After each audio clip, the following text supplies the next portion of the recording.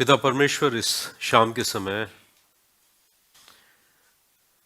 आपके उपस्थिति में आए हैं और विनती करते हैं परमेश्वर कि आप हमसे इस वक्त आपके वचन के जरिए बातें करिए।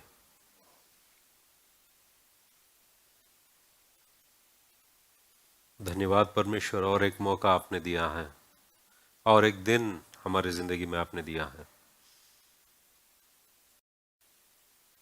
तेरे संगति में उन्नति करने के लिए। परमेश्वर, और एक मौका जैसे हम तेरे वचन में देखें परमेश्वर, आप हमसे बातें कीजिए। यीशु मसीह के नाम से हम प्रार्थना करते हैं, आमीन। आमीन। अरे खत्म नहीं हुआ।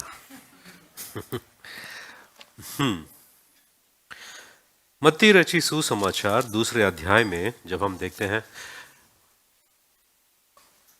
एक दो दिन में क्या है? क्रिसमस। क्रिसमस के दिन क्या मनाते हैं हम? यीशु मसीह का जन्मदिन मनाते हैं। क्यों मनाते हैं? यीशु मसीह का जन्मदिन क्यों मनाते हैं? अगर मैं एक वाक्य में बोलूं कि क्यों मनाते हैं, क्योंकि वो मनाने लायक दिन है। वो दिन ऐसा है कि वो मनाने लायक है, क्योंकि उस दिन इस संसार का उद्धारकर्ता का जन्म को हम याद करते हैं और उस दिन हम मनाते हैं। और जब हम मत्ती के सुसमाचार दूसरे अध्याय में देखते हैं पहले वचन से कि हेरोदेस राजा के दिनों में जब यहूदिया के बेतलहम में यीशु का जन्म हुआ, तो पूर्व से कई ज्योतिष यरूशलेम में आकर पूछने लगे, यहूदियों का राजा जिसका जन्म हुआ है कहां है? क्योंकि हमने पूर्व में उसका तारा देखा है और उसको प्रणाम करने आए हैं। यह सुनकर हेरोदेस राजा और उसके साथ सारा यरूशलेम घबरा गया। सारा यरूशलेम क्यों घबरा गया? उनको कैसे पता चला? ये लोग आए हेरोद के पास, शायद ये लोग आकर ये जो हेरोदेस है उनके पास, ये राजा के पास जाने से पहले हर जगह जाकर पूछ रहे थे कि आपके घर में कोई नया बच्चा जन्म हुआ है? आपके घर में कोई, क्योंकि ये जो जन्म पैदा हुआ वो उद्धार करता है, मसीहा है। तो सब लोग एक दूसरे से बात कर रहे होंगे, इसलिए सारा यरूशलेम घबराया।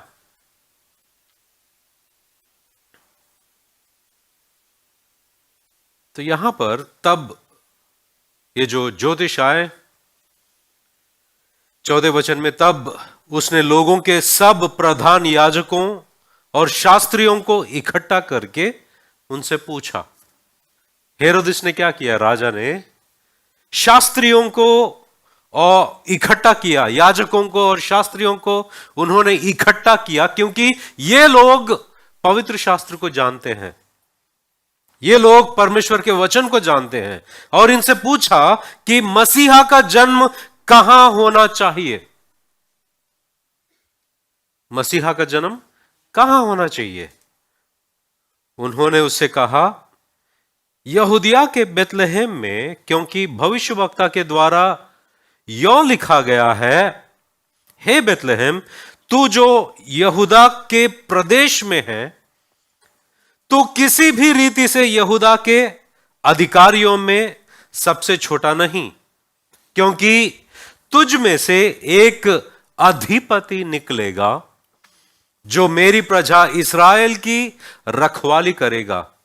तब हेरोदेस ने ज्योतिषियों को चुपके से बुलाकर उनसे पूछा कि तारा ठीक किस समय दिखाई दिया था, और उसने यह कहकर उन्हें बेतलहम भेजा, जाओ उस बालक के विषय में ठीक ठीक मालूम करो, और जब वह मिल जाए तो मुझे समाचार दो ताकि मैं भी आकर उसको प्रणाम करूं। जब हम ये भविष्यवाणी को देखते हैं, ये जो शास्त्री और याजक आकर उनके शास्त्रों में खोलकर दिखाया है, और यहां पर जो भविष्यवक्ता के द्वारा यौ लिखा गया है, ये कौन से भविष्यवक्ता के बारे में बात कर रहे हैं? नहीं, ये कौन सा भविष्यवक्ता है?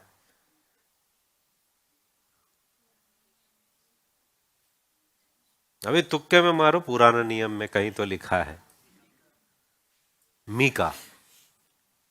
मीका भविष्यवक्ता। मीका का पुस्तक में जब हम जाते हैं, अभी मीका का पुस्तक ढूंढने में थोड़ा वक्त लगेगा, मगर वक्त ले लो क्योंकि ढूंढना जरूरी है।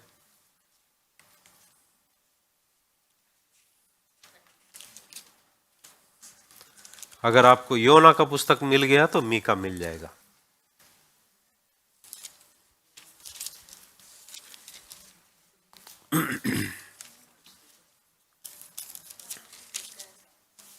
मिला?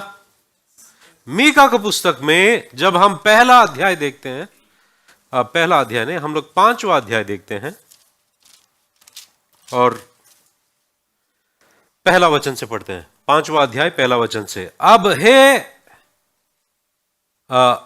है बहुत दलों की स्वामिनी, दल बांध बांध कर इकट्ठी हो, क्योंकि उसने हम लोगों को घेर लिया है। वे इस्राएल के न्यायी के गाल पर सोंटा मारेंगे। अब दूसरा वचन से ध्यान से देखना। हे बेतलहम एफ्राता, यदि तू ऐसा छोटा है कि यहूदा के हजारों में गिना नहीं जाता। यहां पर क्या लिखा है कि बेतलहम एफ्राता, मतलब बेतलहम जो एफ्राता में है, उसकी कोई गिनती नहीं है, उसकी कोई गिनती नहीं है। यहां पर लिखा है कि यदि तू ऐसा छोटा है कि यहूदा के हजारों में गिना नहीं जाता, तो भी तुझ में से मेरे लिए एक पुरुष निकलेगा जो इस्राएलियों में प्रभुता करने वाला होगा, और उसका निकलना प्राचीन काल से वरन अनादिकाल से होता आया है।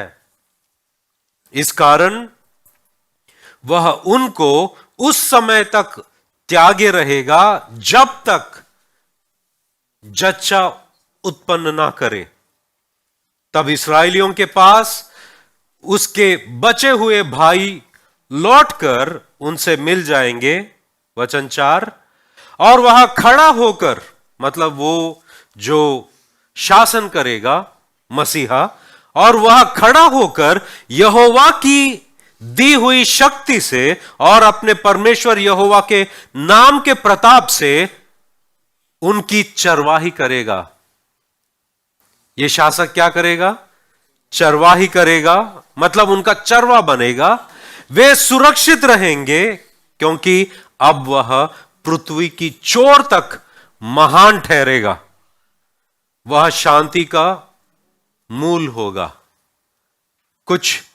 कुछ भाषांतर में यह लिखा गया है कि वह खुद उनकी शांति बनेगा।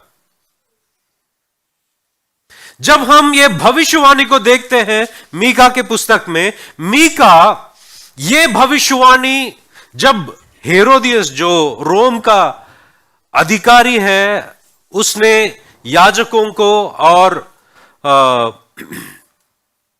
ये लिखने वाले याजकों को जब उन्होंने इकट्ठा किया है, शास्त्रियों को इकट्ठा किया है, और उनको पूछा कि मसीहा का जन्म कहां होना चाहिए, मसीहा का जन्म कहां होना चाहिए, वो सीधे सीधे मीका के पुस्तक में आते हैं। मीका के पुस्तक में आते हैं। मीका जो है 700 साल पहले था यीशु मसीह के। कितने सौ साल? 700 साल पहले था यीशु मसीह से।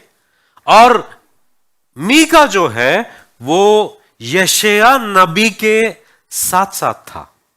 साथ साथ मतलब संगीदारी नहीं था, मगर उसी जमाने का था, जिसे हम अंग्रेजी में कॉन्टेम्पररी कहते हैं। जब यशायाह नबी एक तरफ जिंदा था तो दूसरे तरफ मीका था। और यशायाह नबी किन किन के लिए वो भविष्यवाणी कर रहे थे, उन राजाओं के लिए भी ये भी कर रहे थे।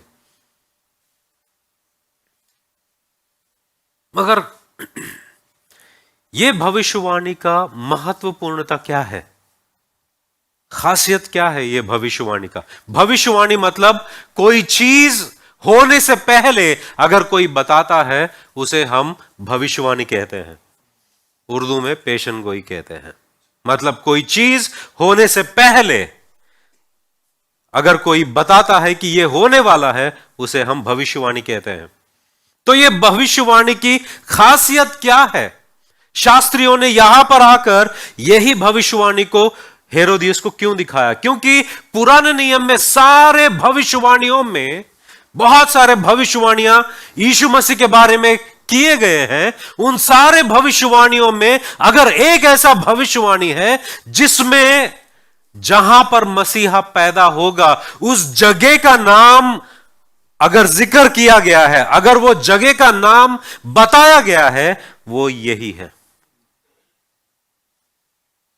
एक भविष्यवक्ता, एक भविष्यवाणी ऐसी है जो जगह को दर्शाता है, जगह को बताता है जहां पर मसीहा पैदा होएगा।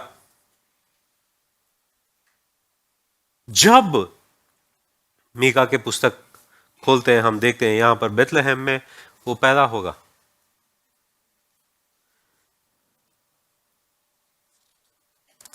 मगर जब मीका ये भविष्यवाणी दे रहा था, उसके जहन में, उसके दिमाग में क्या चल रहा था?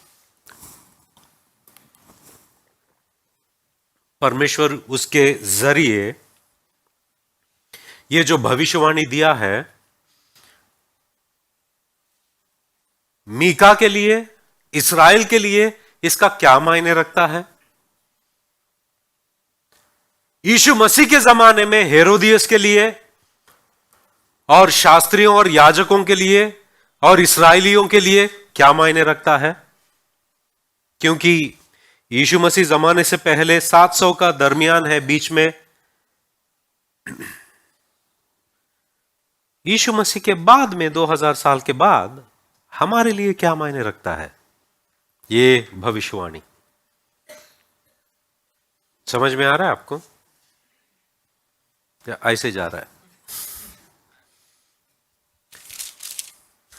जब मीका का जमाना हम देखते हैं, मीका के जमाने में इस्राएल जो है दो तरह के परिस्थितियों से गुजर रहा है। एक परिस्थिति ऐसा है कि इस्राएल के अंदर, इस्राएल के घराने में गुनाह है। वो कैसी गुनाह है कि इस्राएल जीवित परमेश्वर को छोड़कर अन्य जातियों के देवी देवताओं की तरफ मुड़े और वो मूर्तों को पूजा करने लगे। जब हम मीका के पहले अध्याय में 5, 6, 7 वचनों को देखते हैं, वहां पर लिखा है कि यह सब याकूब के अपराध और इस्राएल के घराने के पाप के कारण होता है। याकूब का अपराध क्या है? क्या सामरिया नहीं? और यहूदा के ऊंचे स्थान क्या है? ऊंचे स्थान मतलब जहां पर ये देवी देवताओं का उनके वहां पर बांधा गया और जहां पर ये जो स्थान पर बलि देते थे जो परमेश्वर के लिए नहीं था, क्या यरूशलेम नहीं? इस कारण मैं समरिया को मैदान में का डेर बना दूंगा और दाख का बगीचा बनाऊंगा और मैं उनके पत्थरों को खड्डे में लुढ़का दूंगा और उसकी नींव उखाड़ दूंगा। उसकी सब खुदी हुई मूर्तें टुकड़े टुकड़े की जाएंगी। यहां पर जो है मूर्ति पूजा हो रही थी। इस्राएल जीविते परमेश्वर को छोड़कर, जो परमेश्वर इन लोगों को मिस्र से छुड़ाकर लाया और वाचा किया हुआ जमीन में सबको रहने दिया, उस परमेश्वर को छोड़कर, उस परमेश्वर को भूलकर ये मूर्तों की तरफ मुड़े। यह उनका गुनाह था।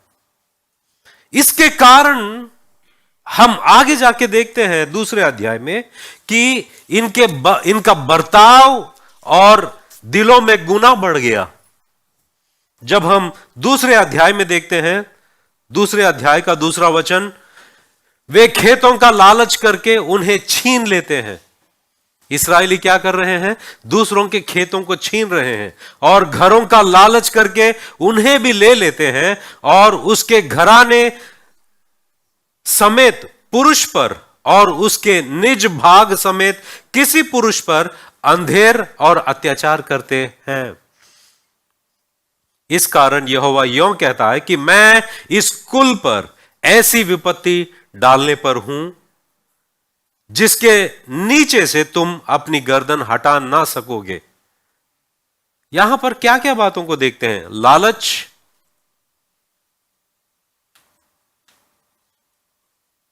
और अत्याचार। लालच, छीन लेना, अत्याचार, इन सारे चीजों को देखते हैं कि इस्राएल के लोगों के अंदर ये बातें थी। क्योंकि एक बात याद करो, क्योंकि उनका दिल खराब है। क्यों कोई मूर्तों की तरफ मुड़ता है? मूर्तियों की तरफ क्यों मुड़ता है? जीविते परमेश्वर को छोड़कर मूर्तियों की तरफ क्यों मुड़ता है? वो इसलिए मुड़ता है कि मूर्ति जो है या मूरत जो है, इसे कभी ये नहीं कहेगा कि तू ये मत कर, ये कर, तू ऐसा मत जी, तेरे को पवित्रता से जीना है। मूरत कभी नहीं कहेगा, क्योंकि उसके पास जुबान नहीं है। जीवित परमेश्वर जो है वही ताड़ता है, वो कहता है कि तू इस तरह से जी। तो ये लोग मूरतों की तरफ इसलिए मुड़े क्योंकि इनको जीवित परमेश्वर के अधीन नहीं आना था।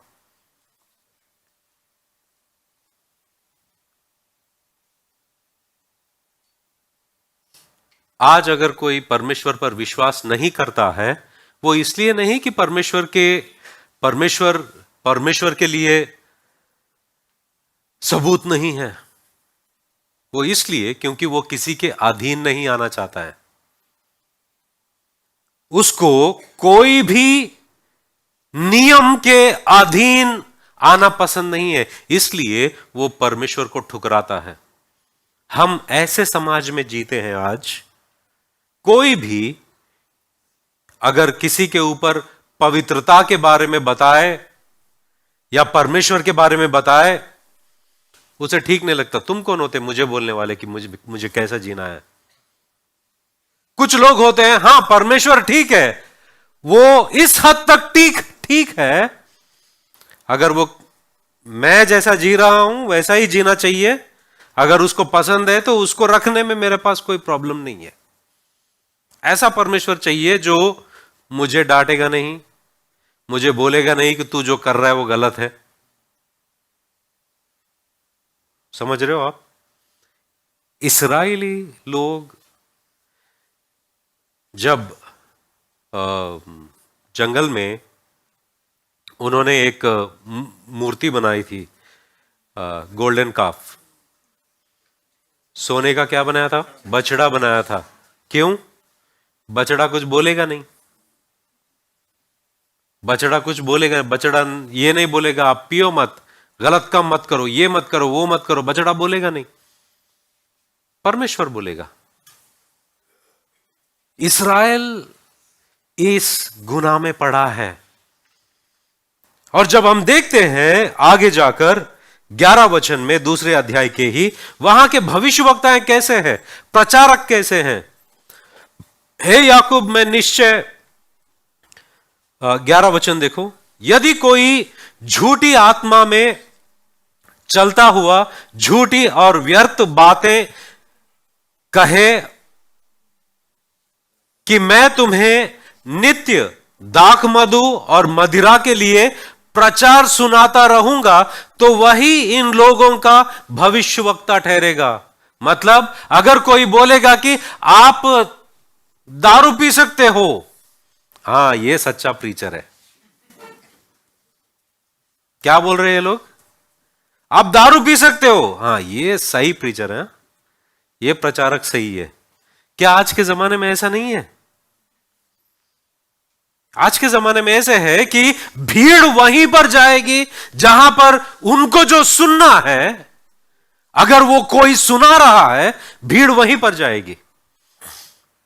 अगर यहां पर भीड़ इकट्ठा करना है तो यूं कर दूंगा मैं, ये बस नहीं होगा। मैं बोल रहा हूं, बहुत बड़ा ऑडिटोरियम में जा सकते हैं हम लोग, सिर्फ ये बोलना है कि मुझे दिखा रहा है परमेश्वर, 10 लोगों को घुटनों में दर्द है। अभी 10 लोग तो मिल ही जाएंगे। मुझे परमेश्वर दिखा रहा है कि किसी को इधर इधर इधर दुख रहा है, अभी किसी ना किसी को माइग्रेन तो है ही।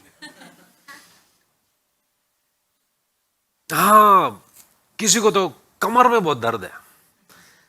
ऐसा बोल के अभी इसमें से 1-2 लोग तो ठीक महसूस करेंगे अगले हफ्ते तक। उनको बुला के मैं इधर टेस्टिमनी दिलवाऊंगा। बाकी लोग को जिनको नहीं हुआ, बोलूंगा तुम्हारा विश्वास कम है। कुछ तो गलती है तुम्हारे अंदर, गुनाह है, गुनाह। फिर वही रिपीट करूंगा।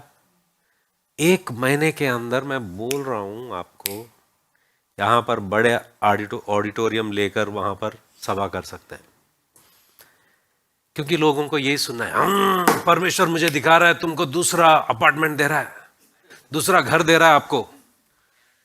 हाँ, कनाडा कनाडा जाएगा। परमेश्वर बोल रहा है मुझे कि तुमको दूसरी गाड़ी मिलने वाली है। आएंगे लोग, क्योंकि यही सुनना है उनको।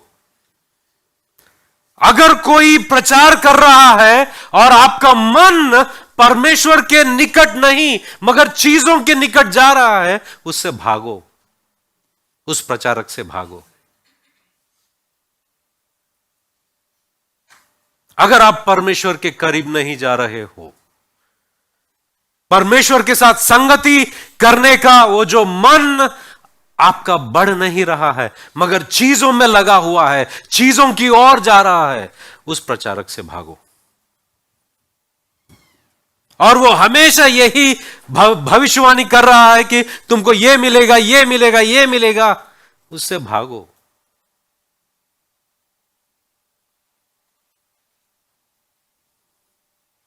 यहां पर प्रचारक ऐसे ही हो गए इस्राएल में।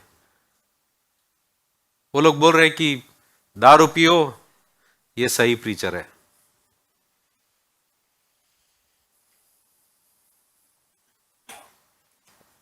तीसरे अध्याय में हम देखते हैं, मैंने कहा, हे याकूब के प्रधानों, हे इस्राएल के घराने के न्यायियों, सुनो। यहां पर प्रधान और न्यायी, ये लोग कैसा न्याय कर रहे हैं? 11 वचन, तीसरा अध्याय।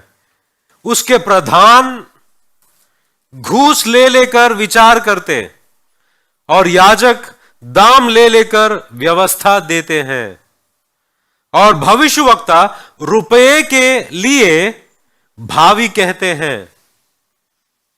तो भी वे यह कहकर यहोवा पर भरोसा रखते हैं, यहोवा हमारे बीच में है, इसलिए कोई विपत्ति हम पर ना आएगी। मतलब ये लोग पैसा ले लेकर लोग जो सुनना चाहते हैं वही सुना रहे हैं। घूस ले लेकर जो सुनना है लोगों को वही सुना रहे हैं, उसको जो सुनना है। ऑफरिंग ज्यादा दिया तो उसका गुना गुना नहीं होगा, या ऐसा देखा है आपने? एक लड़का आता है, उसको लड़की से शादी करना होता है।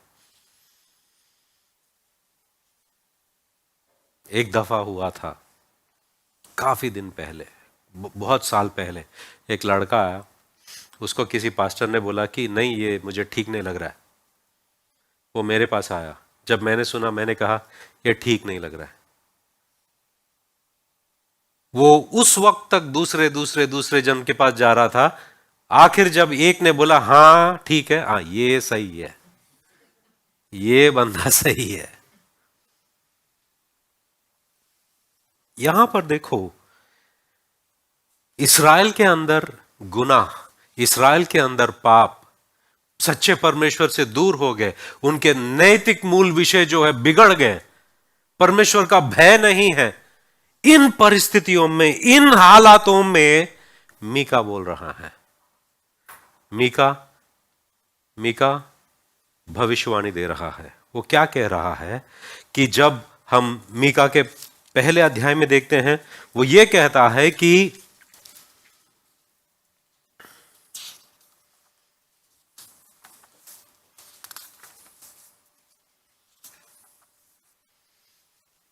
पहले अध्याय में अध्याय वचन 6, इस कारण मैं समेरिया को मैदान में का डेर बना दूंगा। मतलब समेरिया जो है उसको इस तरह बना दूंगा कि मैदान में एक डेर, क्या होता है, कचरा, कचरा बना दूंगा। यह कब हुआ पता है? मीका के मौत के बाद, बहुत सालों के बाद, 722 बीसी में हो गया। नहीं, उस वक्त शायद मीका जिंदा ही है। यरूशलेम, यरूशलेम के जब बारे में जो बात करते हैं मीका 4:10 में, हे सियोन की बेटी, जच्चा स्त्री के समान पीड़ा उठाकर उत्पन्न कर, क्योंकि अब तू घड़ी में से निकालकर मैदान में बसेगी, वरन बेबीलोन तक जाएगी। मतलब तेरे जितने भी कुल है, जितने भी लोग हैं, उन सबको बंदी बनाकर बेबीलोन लेकर जाएंगे। आपके ऊपर दूसरी सेना बाहर से आएगी, आपको कब्जा करेगी और बंदी बनाकर ले जाएगी। ये 586 बीसी में हुआ, मीका के मरने के बहुत बहुत साल बाद। मगर उस वक्त ये सब चीजें मीका देखता है, हो रहा है, और वो भविष्यवाणी कर रहा है। वो सबको कह रहा है, किसी का डर नहीं उसे, किसी को डर नहीं रहा है, और कह रहा है, और इस्राएल के गुनाहों को बाहर डाल रहा है, और सजा सुना रहा है कि तुम्हारे साथ इस तरह होने वाला है। मगर वो सजा सुनाते सुनाते 5वें अध्याय में आकर उम्मीद दिखाता है। क्या? उम्मीद, आशा। और वहां पर वो कहता है दूसरे अध्याय में, हे बेतलहम एफ्राता, हे बेतलहम एफ्राता, यदि तू ऐसा छोटा है कि यहूदा के हजारों में गिना नहीं जाता। इसका मतलब क्या है? जब हम यहोशुआ के किताब में, यहोशू के किताब के 15 अध्याय के 20वें वचन से लेकर 60वें वचन तक जब हम देखते हैं, वहां पर 46 को हिंदी में क्या कहते हैं? क्या? 46 नगरों का नाम लिखा गया है, जो सारे मिलाकर यहूदा के नगर है, यहूदा के जो कबीले वहां पर बसा करते थे।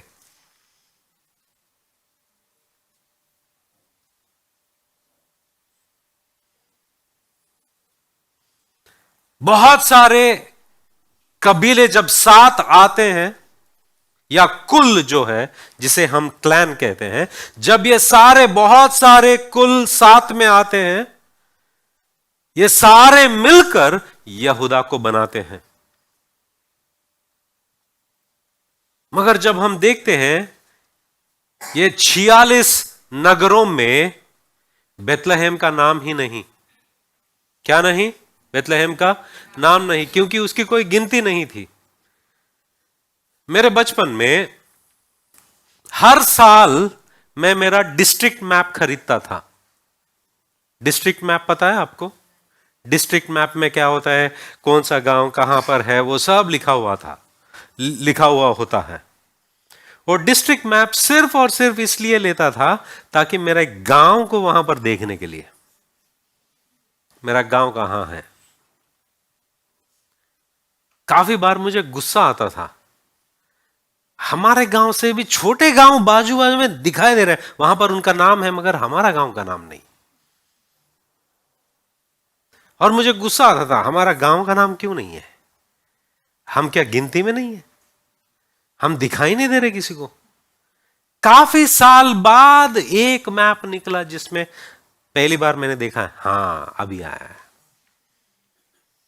तो वैसे ही बेतलहम जो है, यहूदा के सारे कुलों में उसकी कोई गिनती नहीं, उसकी कोई गिनती नहीं। मगर बेतलहम के बारे में क्यों जान रहे हैं हम? क्योंकि यहां पर लिखा है कि हे बेतलहम एफ्राता। एफ्राता जो है वो डिस्ट्रिक्ट है, बेतलहम जो है उसके नीचे आता है। बेतलहम एक छोटा सा नगर है। यदि तू ऐसा छोटा है कि यहूदा के हजारों में गिना नहीं जाता, तो ये सुनो, तो भी तुझ में से मेरे लिए एक पुरुष निकलेगा जो इस्राएलियों में प्रभुता करने वाला होगा। वो प्रभुता करेगा, सारे इस्राएल पर वो प्रभुता करेगा। यहां पर भविष्यवक्ता क्या कहना चाहता है? वो ये कहना चाहता है कि ये जो बेतलहम है, इसकी कोई गिनती नहीं। पूरे यहूदा के 46 नगरों में बेतलहम का कोई महत्वपूर्ण नहीं। और उसमें से एक परिवार था जिसका नाम था, एक व्यक्ति था जिसका नाम था जेसी। ये वाली नहीं है, ये नहीं, जेसी नाम का एक व्यक्ति था। उस व्यक्ति के कितने पुत्र थे? कितने पुत्र थे? वो 7 थे। और आप कितने? वो 7 थे। और छोटा कितना था? छोटा का नाम क्या था सबसे? दाऊद था। मतलब बेतलहम की कोई गिनती नहीं थी। उनमें से जेसी का कोई गिनती नहीं था। उसके सारे बच्चों में एक व्यक्ति था जिसकी कोई गिनती नहीं थी। और परमेश्वर उसे चुनता है इस्राएल का राजा बनने के लिए। परमेश्वर इस वचन से हमें यह बताना चाह रहा है या बताता है कि परमेश्वर अपनी योजनाओं को पूरा करने के लिए वो इंसान के नहीं सोचता नहीं। इंसान के लिए जो महत्वपूर्ण है, परमेश्वर के लिए वो कोई मायने नहीं रखता। शमूएल को कहता है, बाहरी रूप को मत देख।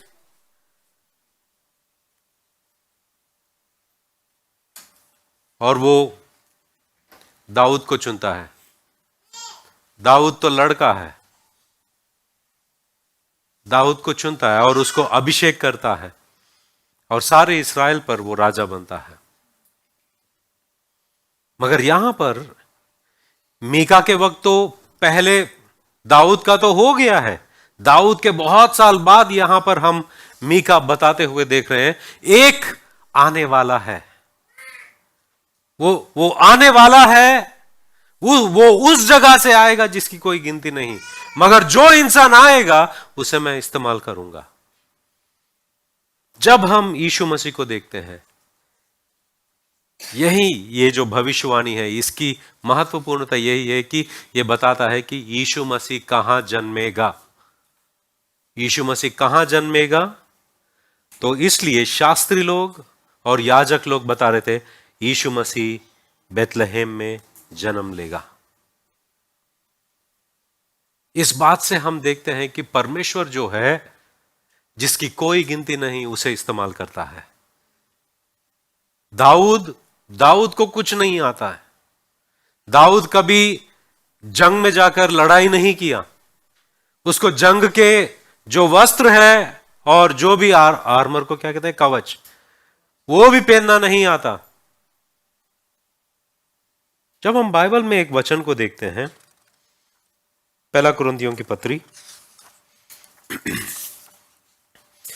पहला कुरिन्थियों की पत्री पहला अध्याय, मीका में एक उंगली रख के रखना क्यों, ताकि तुरंत मिले नेक्स्ट टाइम।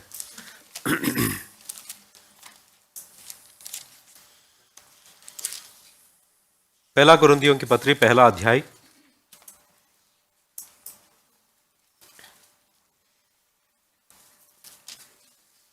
27 से जब हम पढ़ते हैं, 26 से पढ़ते हैं, हे भाइयों, अपने बुलाए जाने को तो सोचो कि ना शरीर के अनुसार बहुत ज्ञानवान और ना बहुत सामर्थी और ना बहुत कुलीन बुलाए गए, परंतु परमेश्वर ने जगत के मूर्खों को चुन लिया है कि ज्ञानवानों को लज्जित करे, और परमेश्वर ने जगत के निर्बलों को चुन लिया है कि बलवानों को लज्जित करे, और परमेश्वर ने जगत के नीचों को और तुच्छों को, वरन जो है भी नहीं उनको भी चुन लिया कि उन्हें जो है व्यर्थ ठहराए। क्यों परमेश्वर हमेशा, जब हम बाइबल में देखते हैं, क्यों परमेश्वर हमेशा इस तरह करता है? क्यों करता है वो कि जो ज्ञानवान नहीं, निर्बुद्धि है, जो सामर्थी नहीं, कुलीन नहीं, उनको क्यों बुलाता है? परंतु परमेश्वर ने जगत के मूर्खों को चुन लिया है। मूर्ख को क्यों चुनता है? ज्ञानवान को क्यों नहीं चुनता है परमेश्वर? ज्ञान से क्या परमेश्वर को नफरत है? नहीं, वो इसलिए क्योंकि ज्ञानवान जो है वो घमंड करेगा, परमेश्वर ने मेरे ज्ञान के वजह से मुझे चुन लिया। अगर मैं मूर्ख होता तो परमेश्वर नहीं चुनता, ऐसा वो घमंड करेगा। एक मूर्ख ही परमेश्वर के द्वारा चुनाए जाने पर, जब वो परमेश्वर की इच्छा पूरी करेगा, एक मूर्ख ही कहेगा कि परमेश्वर ने किया, नहीं तो मेरे अंदर तो कोई काबिलियत है ही नहीं। क्योंकि मूर्ख जानता है कि परमेश्वर को पूरा पूरा आदर कैसे देना है, क्योंकि उसके पास क्षमता नहीं है, वो ये बात जानता है। दाऊद को चुना। दाऊद के पास क्या था? हा?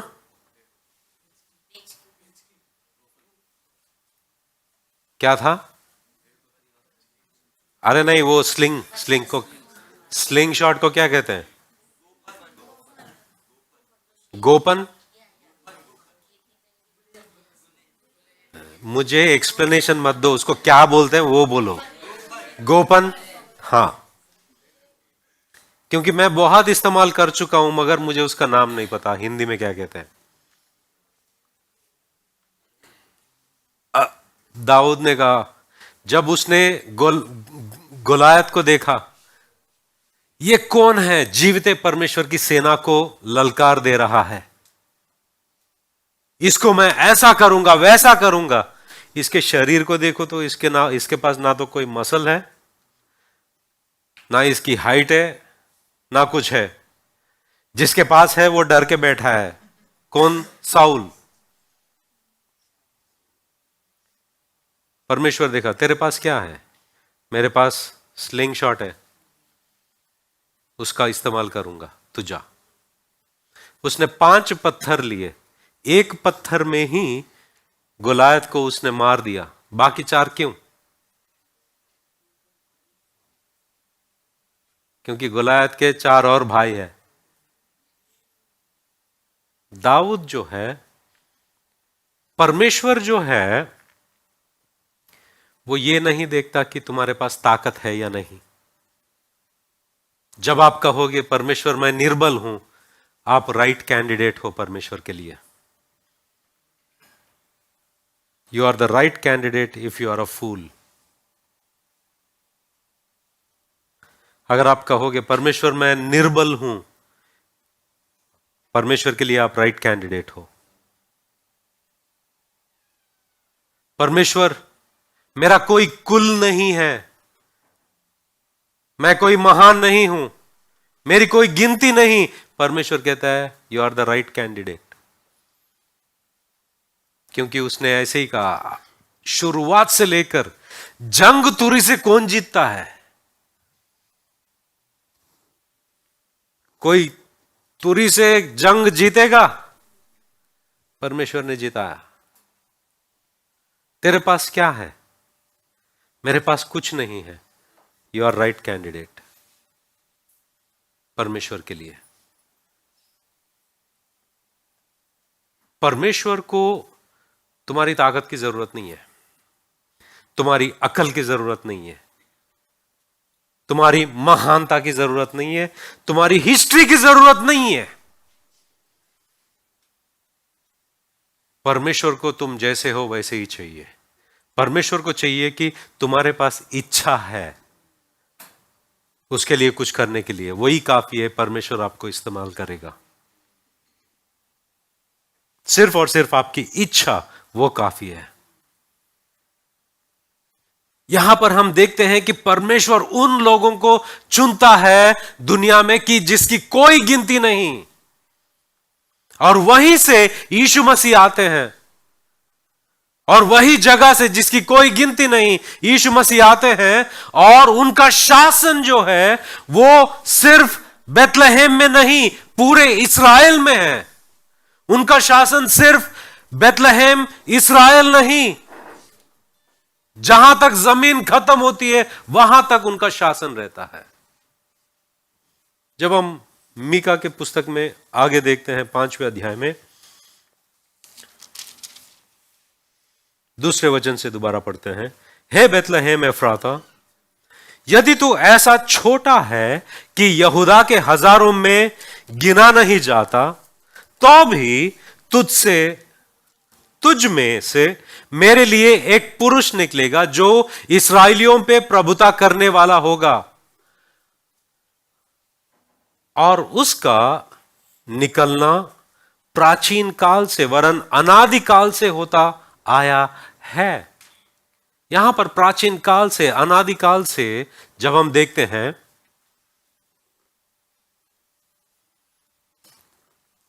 यशायाह नबी ने भी कुछ ऐसा ही कहा। यशायाह नबी, यशायाह की किताब में हम देखते हैं अध्याय 9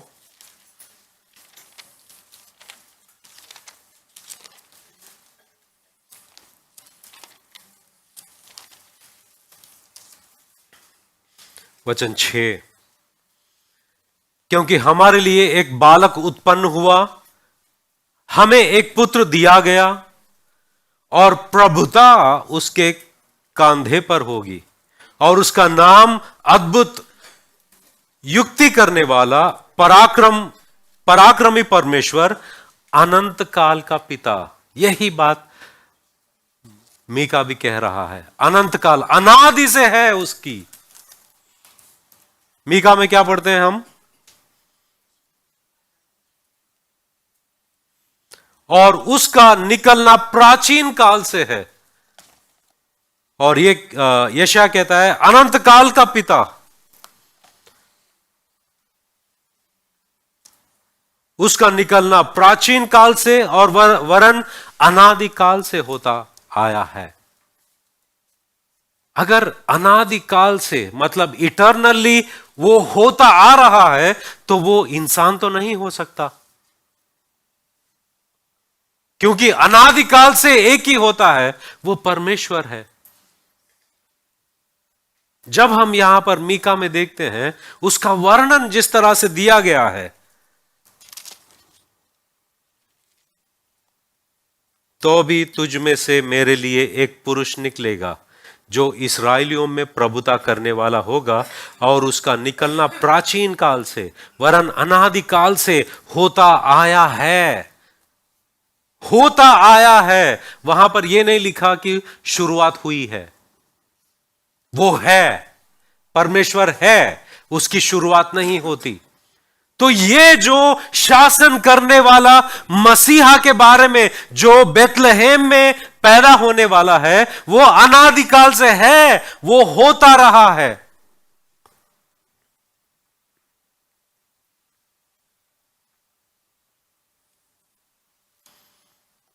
और चौथे वचन में हम देखते हैं, और वो खड़ा होकर यहोवा की दी हुई शक्ति से और अपने परमेश्वर यहोवा के नाम के प्रताप से उनकी चरवाह करेगा। वे सुरक्षित रहेंगे क्योंकि अब वह पृथ्वी की चोर तक महान ठहरेगा। जब हम देखते हैं कुछ बातों को यहां पर कि ये जो भविष्यवक्ता मीका जो है यीशु मसीह के बारे में ये जो भविष्यवाणी दी है, अभी उसको पता नहीं कि ये कब होगा, क्या होगा। हम जो है समय के इस तरफ खड़े हैं।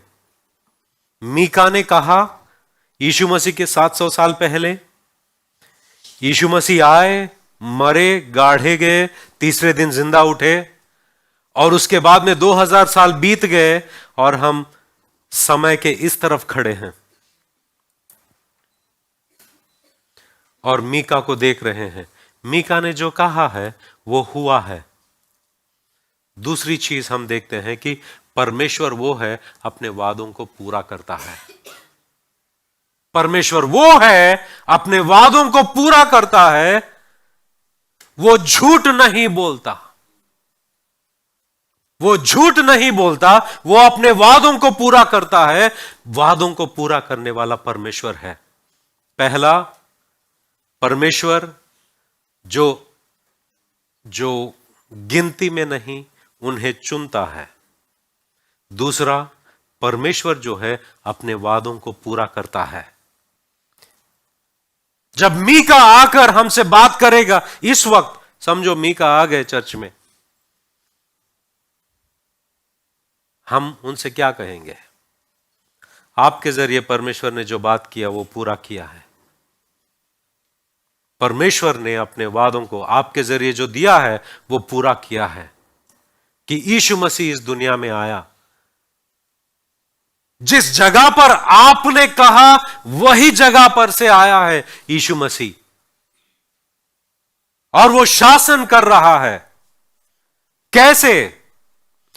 बहुत सारे लोग हैं उसके अधीन आना नहीं चाहते हैं, मगर हम जो अन्य जाति के लोग हैं उसके अधीन आए हैं, क्योंकि हमारे पास परमेश्वर को ठुकराने का साहस नहीं, क्योंकि परमेश्वर भला है, वो अपने वादों को रखता है और हम उसे अपनाए हैं और वो हमें अपनाया है। इसलिए वो हमें पहले अपनाया है, इसलिए हमने उसे अपनाया है। और हम देखते हैं कि यीशु मसीह के जरिए हाँ, कितने लोग रोमा की पत्री लिए थे? लिए? कैसा लगा? समझ में आया रोमा की पत्री? रोमा की पत्री में जब हम देखते हैं वहां पर पौलुस कहता है कि परमेश्वर ने कैसे अपने वादों को पूरा किया।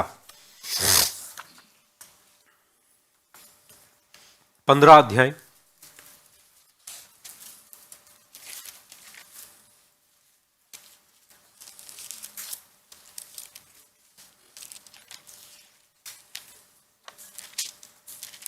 15 अध्याय में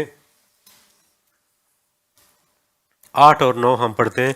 इसलिए मैं कहता हूं कि जो प्रतिज्ञाएं बाप दादाओं को दी गई थी उन्हें दृढ़ करने के लिए मसीहा, कौन?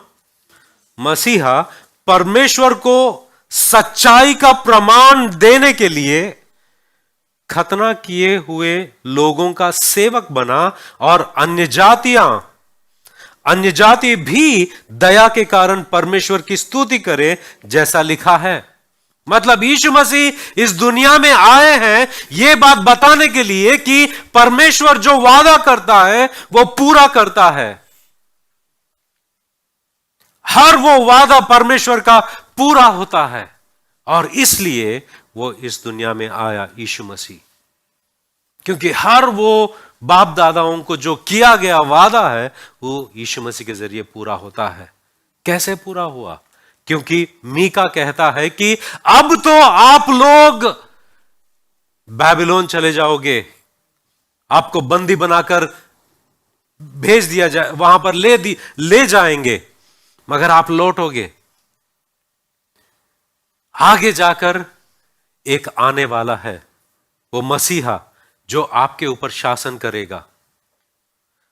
मीका में हम आगे देखते हैं, मीका के पास जाते हैं।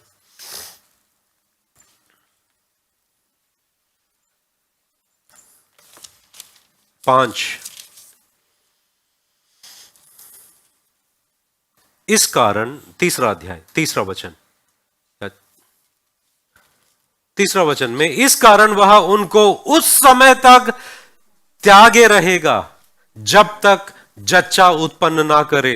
तब इस्राएलियों के पास उनके बचे हुए भाई लौटकर उनसे मिल जाएंगे और वह खड़ा होकर यहोवा की दी हुई शक्ति से और अपने परमेश्वर यहोवा के नाम के प्रताप से उनकी चरवाही करेगा। ये जो परमेश्वर जो वादा रखना जानता है, मसीहा जो है इस दुनिया में आएगा, वो क्या करेगा?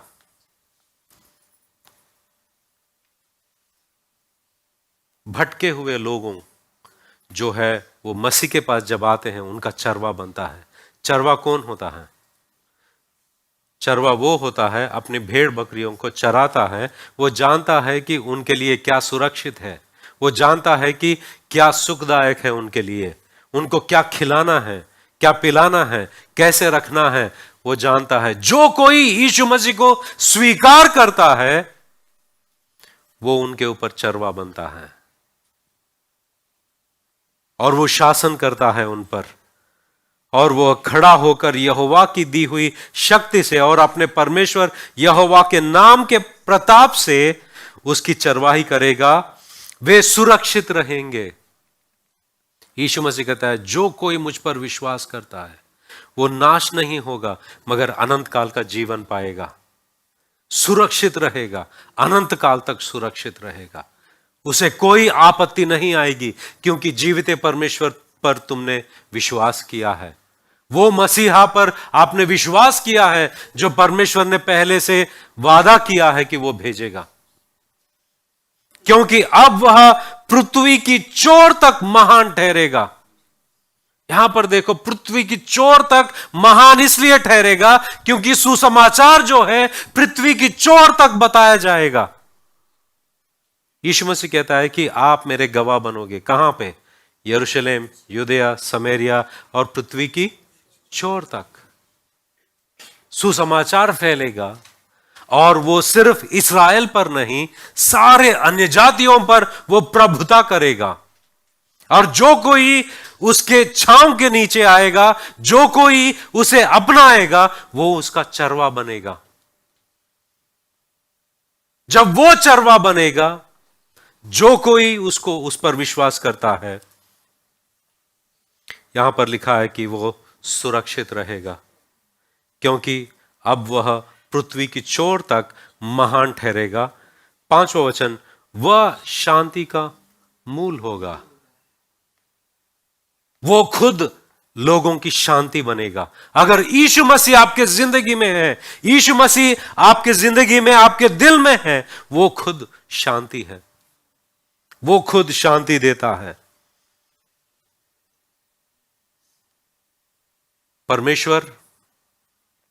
परमेश्वर किनको चुनता है? निर्बल, बुद्धिहीन, जिसकी कोई गिनती नहीं, उनको चुनता है। दूसरा, परमेश्वर अपने वादों को पूरा करता है। तीसरा, जो कोई उसको स्वीकार करता है वो सुरक्षित रहेगा और उसके जिंदगी में शांति रहेगी। इसका मतलब ये नहीं कि उसको परेशानियां नहीं आएंगी, मगर उसके साथ परमेश्वर होता है।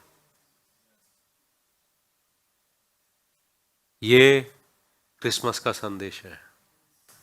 ये भविष्यवाणी इसलिए महत्वपूर्ण है। और ये संदेश में हम देखते हैं कि परमेश्वर जो वादा किया, जो बताया है, वो पूरा किया।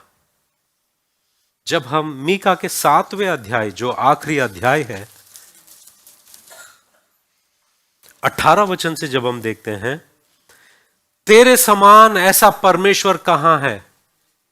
मीका का नाम का मतलब क्या है पता है आपको? मीका,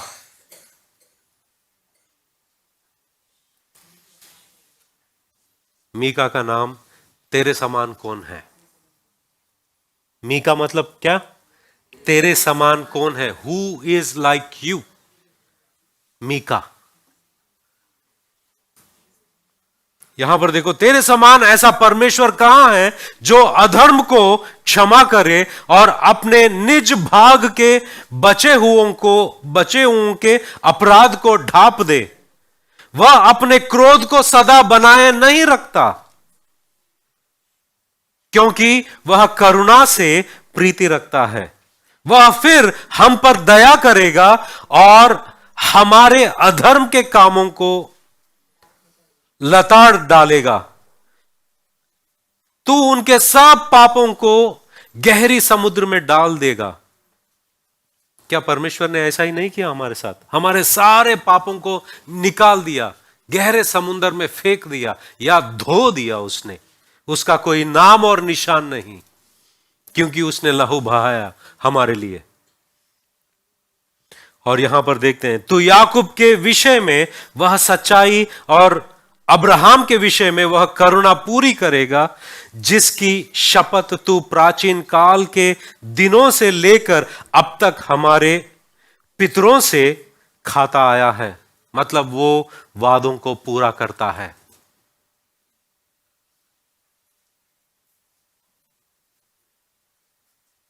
परमेश्वर किसको चुनता है? निर्बलों को, किसकी कोई गिनती नहीं, परमेश्वर चुनता है, अपनी योजनाओं को पूरा करता है। दूसरी बात, परमेश्वर अपने वादों को पूरा करता है। तीसरी, जो कोई परमेश्वर को स्वीकार करता है वो सुरक्षित है और उसके जिंदगी में शांति है। प्रार्थना करते हैं।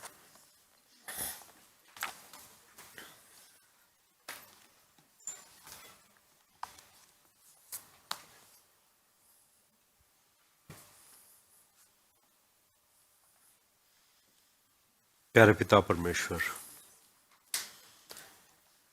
मीका के जरिए तूने जो बात किया है वो पूरा किया। हम जो समय के इस तरफ खड़े होकर देखते हैं, तूने इतने सारे मसीह में पूरा किया है, जो सारे भविष्यवाणियों और वही चीज आने वाले दिनों में भी करेगा। इसलिए परमेश्वर, हम तुझ पर विश्वास करते हैं कि तू जीवित है परमेश्वर, तू झूठ नहीं बोलता, तू सच्चाई का परमेश्वर है। और तू हमें चुना जिनकी कोई गिनती नहीं, ना इस दुनिया में, संसार में, कहीं पर भी। तू महान है परमेश्वर, तेरे जैसा कोई नहीं। धन्यवाद परमेश्वर क्रिसमस के लिए। धन्यवाद परमेश्वर, यीशु मसीह इस दुनिया में आए और हमारे लिए मरे और तीसरे दिन जिंदा उठे। हर वो बात के लिए तेरा धन्यवाद। तूने जो प्यार जताया है उसके लिए धन्यवाद। यीशु मसीह के नाम से हम प्रार्थना करते हैं, आमीन।